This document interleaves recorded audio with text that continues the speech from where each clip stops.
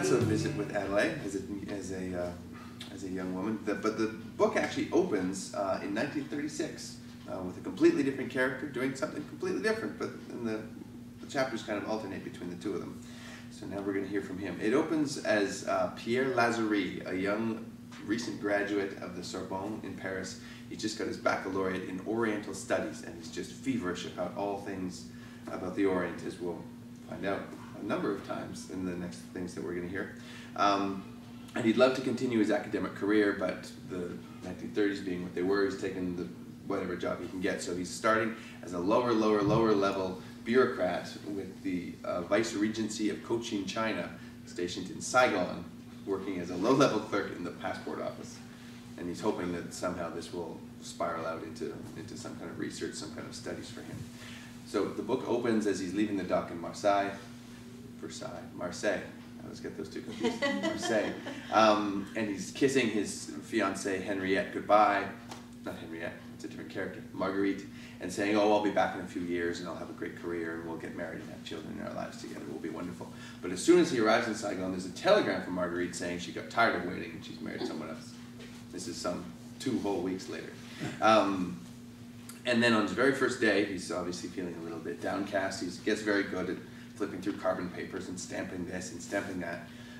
But then he and his office mate, well, he's drunk most of the time. This guy, Henri, who we'll hear a bit about. He's been in the East for decades and he's quite bitter about the whole situation.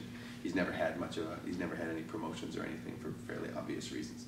And they're whisked away to the boss's office where there's an army captain waiting for them, a guy named Emmanuel Tremier, who we saw sort of a glimpse of in that opera scene somewhere beneath the billowing skirts.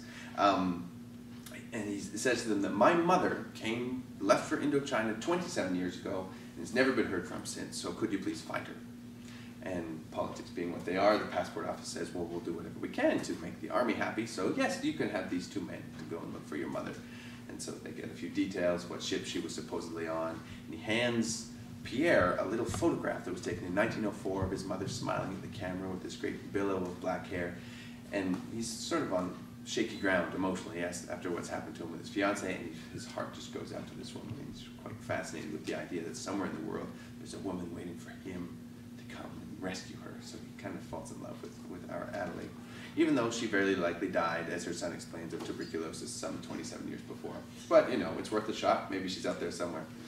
So they spend the afternoon going through the dusty, dank, moldy old files in the various basements of Saigon and eventually come upon the arrivals ledger for October 1909, where they find her name having arrived on the ship Salazie, and right in the ledger it's supposed to say where she was going next, whether it was up to Hong Kong or Haiphong or just staying in Saigon. But it's just left blank, and they think, oh, well, here's our search is officially at an end as of this moment. We know she arrived 27 years ago. But there is a little initial from the clerk who processed her, which looks like an L, which doesn't really narrow things down. There's a lot of French surnames starts with L, but it could sort of be a fancy Q. And if it is a Q, then Henri insists it could be this guy Quinn, and if it is Quinn, then he knows exactly where to find him at 2 o'clock on a Wednesday. So now we carry on. Henri requisitioned a car and driver, as Quinn's location was apparently too distant to reach by rickshaw. The dirt road was flat and straight, and we soon reached the outskirts of Saigon. Under the trees, thatched huts squatted on stilts. Oh, what sort of people are these? I asked. Oh, she has a rice pounder under the house there. Oh, what a lot of chickens, isn't it miraculous? For this was suddenly agrarian Cochin China, the seat of that mode of life that had affected my brain from the moment I first stepped into the Hall of Artifacts at the Paris Colonial Exhibition of 1931. The typed descriptions, bold and black upon the cards, wine container, clothes basket, quiver, all of woven bamboo, so muddied and smoke-stained they might have been 1,000 years old. And of all the halls of the exhibition, it had been the dingiest and the most deserted, yet I'd stood among the dust motes in a beam of sunlight, felt the blood throb in my ears, and I leaned against the table to keep from fainting. They're Annamites, or whatever you call them, Henri yawned. Same as in town, there's no Khmer sculpture hiding in the grass, so quit wagging your tail. Think of something to tell that captain, so it'll sound like we did our best. Well, you think Quinn won't have heard of her? Can you remember one name from your application this morning? Oh, you hear that? Bugle. Sound carries out here on the flats. He glanced at his pocket watch. That'll be the 7th race, starting. As we passed a half-naked boy astride a water buffalo, a grandstand came into view, and I was reminded of the Prince d'Orléans' observation, "In Asia, we men of civilization look first for a race course." In the car park lined with flowers, my colleague flew out the door, and I raced after him through the gate past a baffled-looking attendant. "Shouldn't we pay? Not after the 5th, he yelled.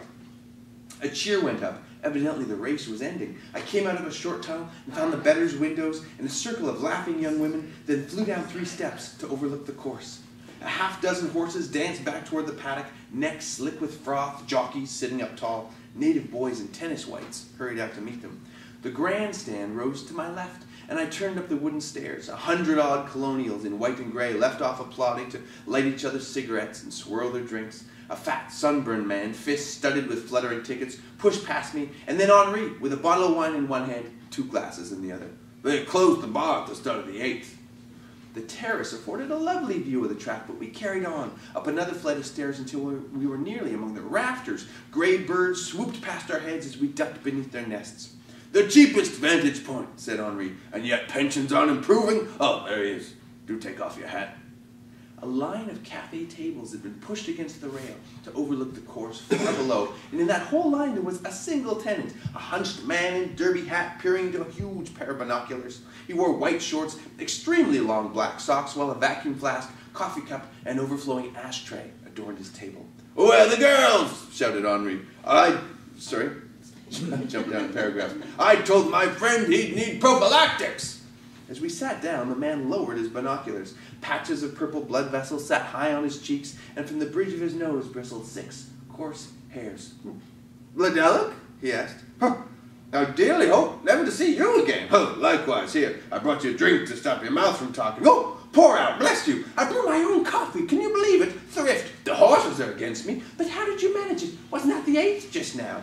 Henri filled the glasses, pushed one forward. "The 7th. 7th! Oh, dear me. Maybe I haven't done as badly as I thought. Ha! Hallelujah! Look at that. I had number 5 in the 7th all the time. Youth's advantage, his name. Drink to him." They rang their glasses together, and I drummed my fingers on the table. "Young man," Quinn asked, "you aren't a colleague of this cretin's. You can't have been with him long, for your eyes are bloodshot." "His first day," said Henri. "Then if I were you, I'd put the gun in my mouth this instant." "If you have a free moment," I said, we'd like to inquire whether you might..." "Well, what's happened?" he asked. He can come in if he wants to. The lingering profile was making me nervous. Sorry. "What's happened?" he asked. "Did I let someone in I shouldn't have? I turned Germans away during the war, didn't I? And I couldn't have embezzled anything, for you could see I brew my own coffee. It's unheard of." "Don't bother the man," said Henri. "Run, fetch us another." "We've traveled from the Vice-Regency, sir," I said, "to ask whether you might recall an entry in the arrivals ledger for October 1909, a passenger on the ship Salazie." "They require new boys to have a sense of humor now. What did this cretin put you up to? Do you realize you're talking about, 7 years ago?" "Ah," said Henri, "only 17 years before the end of your career." "Huh, this is my career. Is the 8th likely to ever start?" "Tremier was her name," I said. "Adelaide Tremier. We're curious to know where she might have ended up, or to know anything, really, that you might recall." "And it was supposedly me that processed your unknown creature?" "When you write down your initial, does the Q look like an L?" Henri asked. "It does, vaguely." "Here's her photograph," I said. Quinn took the portrait and held it near the end of his nose. "This woman?" "They're at the post," announced Henri. "Suppose you want the binoculars back." A trumpet blared shrilly and the gate snapped open. Even at that distance I could see clods of dirt fly up behind their hooves. Quinn clenched the barrels of his binocular and swayed like a metronome. "Which is your money on?" asked Henri. "Metropolitan, I think it is." "Oh, no, he's fading." "Oh, well back now." He sagged sideways in his seat. But he turned and tapped the photograph with a white-haired finger. "This woman," he said. "Was she ill?